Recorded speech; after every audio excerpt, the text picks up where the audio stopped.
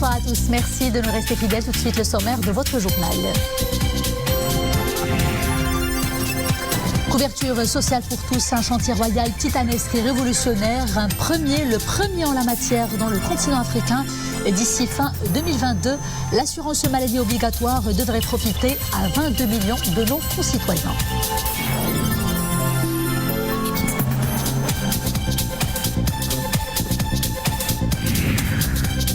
L'accord tripartite historique Maroc-États-Unis-Israël, c'était il y a une année exactement. Un tournant stratégique dans la politique extérieure du Maroc, preuve d'une diplomatie gagnante qui s'allie avec les grands de ce monde. Un anniversaire célébré en grande pompe lors d'une cérémonie à Washington. Salih Haghnouni, une artiste peintre qui s'inspire du charme inégalable d'Essaouira. Nous irons à sa rencontre. À travers ses tableaux, l'artiste se raconte et raconte les autres. Sa manière à elle de nourrir son altérité et de nous faire rêver dans son monde polychrome.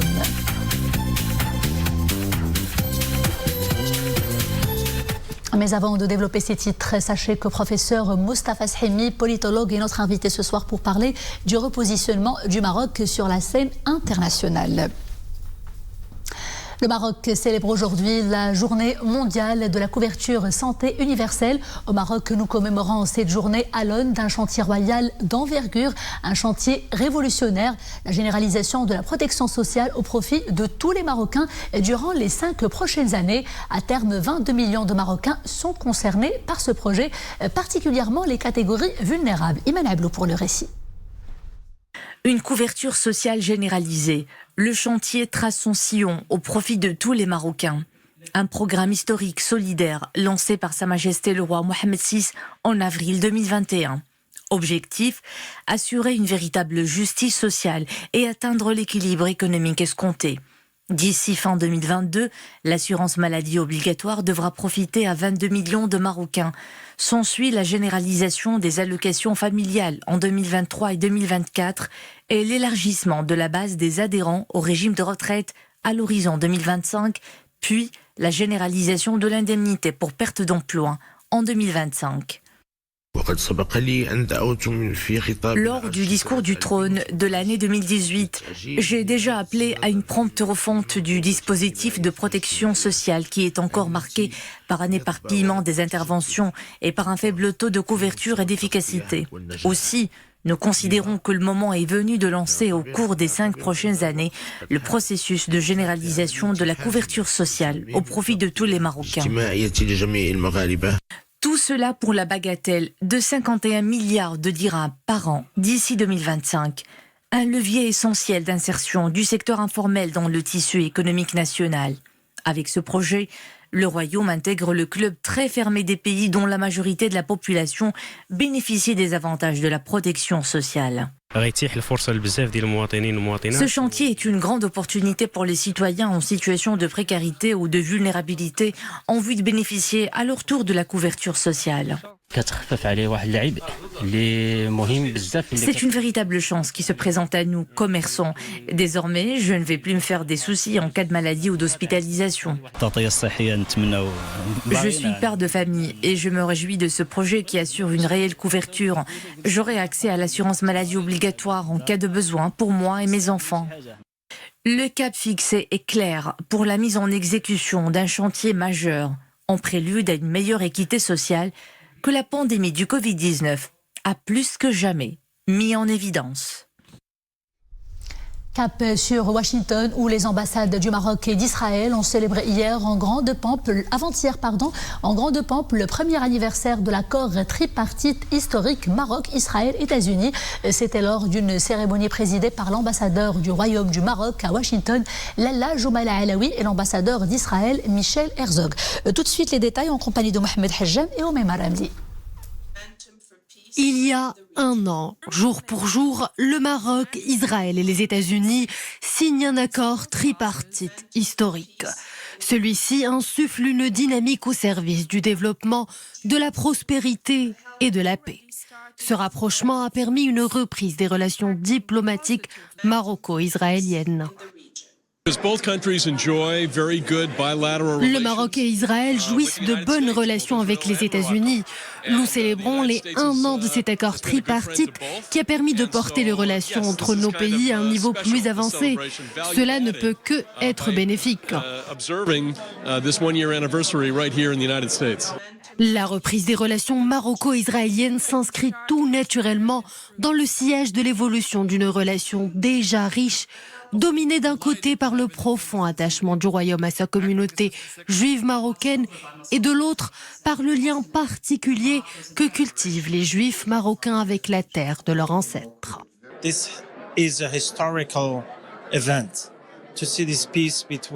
C'est un événement historique. Il met en avant les valeurs de tolérance, de partage et surtout l'acceptation de la différence qui fait la particularité du Maroc.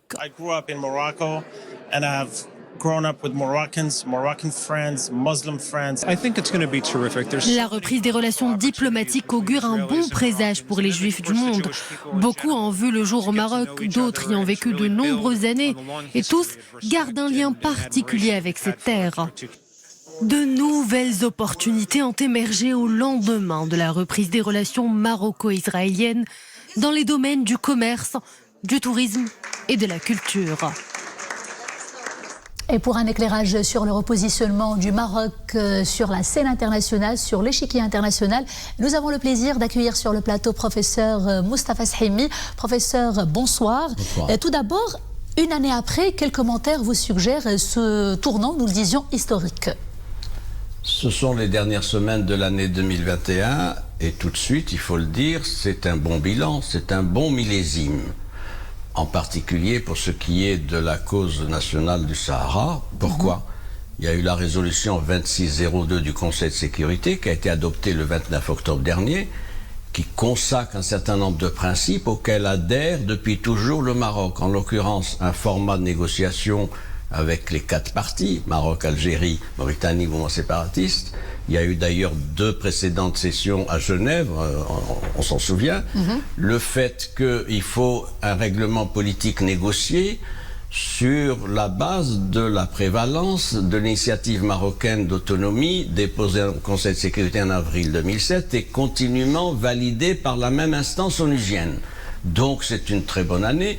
J'ajoute évidemment le 10 décembre dernier, c'est le premier anniversaire, la reconnaissance par l'administration américaine de la souveraineté marocaine sur les provinces sahariennes récupérées. C'est un acte politique majeur, donc il y a là de quoi se satisfaire du bilan d'une diplomatie en marche, d'une diplomatie en mouvement, d'une diplomatie qui est constamment mobilisée sur la question régionale. Et une diplomatie qui a surtout changé de visage pendant ces dernières années, professeur. Le Maroc d'hier n'est plus le Maroc d'aujourd'hui. Nous pouvons aussi citer à titre d'exemple la réunion d'une haute importance effectuée par Nasser Bourita la semaine dernière avec ses homologues du V4. Comment est-ce que le Maroc peut consolider ce partenariat avec ces pays de l'Europe de l'Est et de l'Europe centrale et comment ces pays peuvent-ils défendre ses intérêts suprêmes au sein de l'Union européenne ? C'était la doctrine du souverain depuis son accession au trône.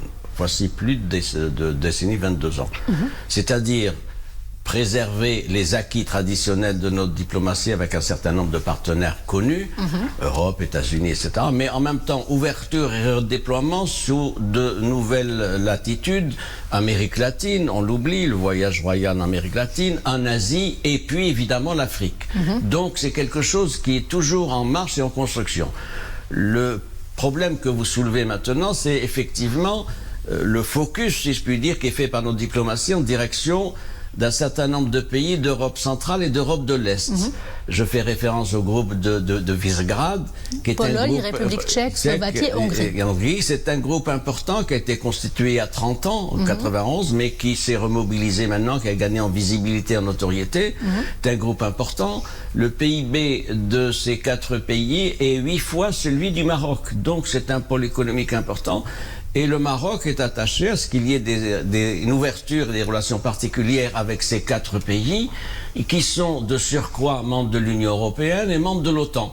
Et ça nous permet d'avoir des partenaires privilégiés au sein de l'Union européenne et de sortir un peu du cadre étriqué de nos partenaires traditionnels, France, Espagne, Italie, etc. Donc c'est là une volonté qui fait à marche forcée d'ouvrir nos diplomaties sur ces pays-là. Et suivons justement, professeur, la chronologie des événements, puisque le lendemain de cette visite très importante de Visegrad, Nasser Bourita est allé aussi à Londres, l'Angleterre, grande puissance mondiale aussi. Et là également, le partenariat est très intéressant, stratégique et multidimensionnel, professeur. Vous avez raison de le relever. Lundi, notre ministre des Affaires étrangères était à Budapest pour voir les 3 autres membres du groupe de Visegrad. Le mardi, il était encore à Budapest avec les 4 membres du V4, ce qu'on appelle le V4. Le mercredi, il était où? Il était à Londres. Et donc, c'est intéressant. Déjà, ces indications-là, c'est Budapest, Londres. Il n'y a pas d'escale à Bruxelles, Paris, ailleurs, etc. Donc c'est important. Donc c'est une autonomie de décision, une volonté politique. Avec le partenaire anglais, c'est important. Il y a un phénomène de rencontre entre 2 volontés. Le Royaume-Uni est sorti du Brexit, dans les conditions que vous savez, et le Maroc est attaché à nouer des relations particulières avec ce Royaume-Uni. Le premier accord d'association qui a été signé par Londres, c'est en octobre 2019 avec le Maroc, qui est entré en vigueur le 1er janvier 2021. Pourquoi? Il s'agit de préserver les acquis communautaires du Maroc, ce qui est l'accession au marché, c'est ça, mais de promouvoir en même temps de nouveaux secteurs de coopération. Je vais citer 2 exemples. Un, le premier, c'est le câble, le fameux câble de 3800 km qui va partir pour l'énergie éolienne et renouvelable de Gelmim ou Ednoun en Angleterre, un port, le port de Poole au sud de l'Angleterre. C'est 3800 km, c'est un projet titanesque de 22 milliards de dollars qui va entrer en service en 2025. Autre illustration de cette coopération, une liaison maritime entre Tanger-Med et un autre port du sud de l'Angleterre. Sans parler des commissions qui ont été mises sur pied, il y a eu un conseil d'affaires, Maroc, Royaume-Uni, des centaines d'opérateurs marocains et anglais se sont rencontrés. Les rencontres B2B. Et donc il y a là quelque chose qui est en train de se faire et ça a libéré des potentialités chez nous, de fait d'accéder à un nouveau marché, mais également du côté anglais, parce qu'ils trouvent non seulement le Maroc avec ses potentialités, mais le Maroc est un hub régional d'accès vers quoi? Vers l'Afrique, en particulier vers l'Afrique de l'Ouest, où les Anglais n'ont pas beaucoup de pénétration. Donc il y a là des choses importantes, sans compter les possibilités offertes par Casablanca Finance City. Londres, c'est la banque, c'est la City. Et donc c'est des investissements financiers, donc autant de potentialités qu'il faut mettre en relief. Très bien. Autre victoire, ou alors au pluriel, au pluriel, les victoires diplomatiques sont nombreuses, avec notamment les ouvertures de consulats au cœur du Sahara marocain, professeur. C'est extraordinairement remarquable aussi. C'est une diplomatie consulaire, mais c'est une diplomatie consulaire qui procède de la volonté des 24 pays concernés qui ont ouvert des consulats à Laayoune et Dakhla de s'installer. S'installer, pas simplement pour ouvrir un consulat, mais aussi par les potentialités offertes, notamment à Laayoune et de plus en plus à Dakhla. C'est également la crédibilisation, si besoin était, de la marocanité des provinces sahariennes, et c'est autant d'avancées dans le dossier de la cause nationale. C'est pour ça que je vous dis que c'était une bonne année. Merci beaucoup, professeur, pour cet éclairage plein d'optimisme. À présent, les chiffres de la vaccination, des chiffres qui repartent naturellement à la hausse. Le nombre des primo-vaccinés s'approche de la barre des 25 millions. Celui des personnes ayant reçu les 2 doses du vaccin n'est plus loin de celle des 23 millions. Et environ 2 millions de personnes ont eu les 3 injections. Pour ce qui est des principaux chiffres du Covid-19, retenez d'abord cette bonne nouvelle. Aucun décès n'a été enregistré pendant ces dernières 24 heures. On dénombre 102 nouvelles infections, 103 cas sévères ou critiques, dont 3 personnes qui sont placées sous intubation. La cité des Alizés, terre de beauté et de tolérance, ville envoûtante qui sait se montrer maternelle et surtout inspirante pour ceux qui prennent le temps de s'y accorder quelques rêveries.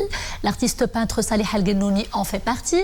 Ces tableaux sont le reflet d'un quotidien caressé par le vent et rythmé par les sons de Mogador. Abdelghani Tahraoui et Oumé Marami pour le commentaire.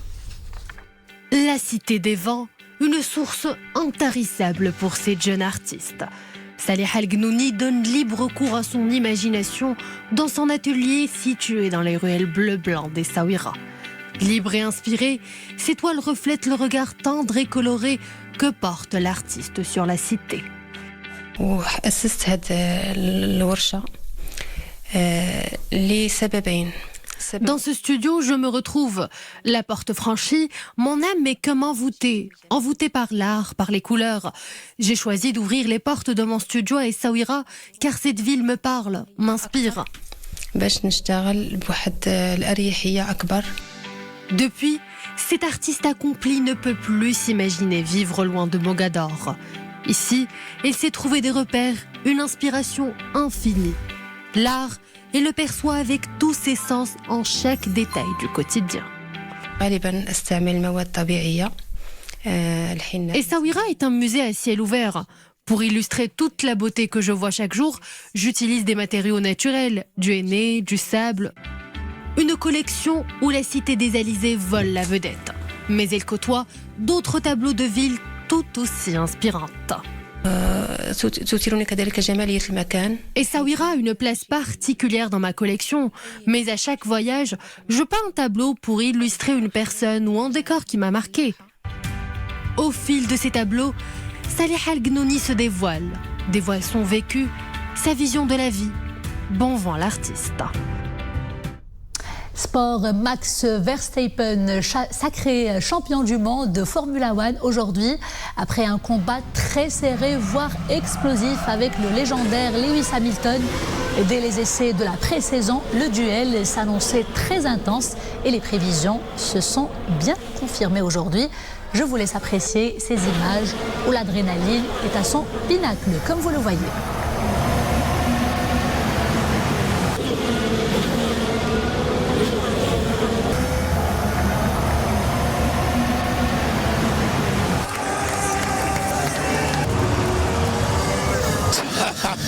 Well done, mate. Great teamwork.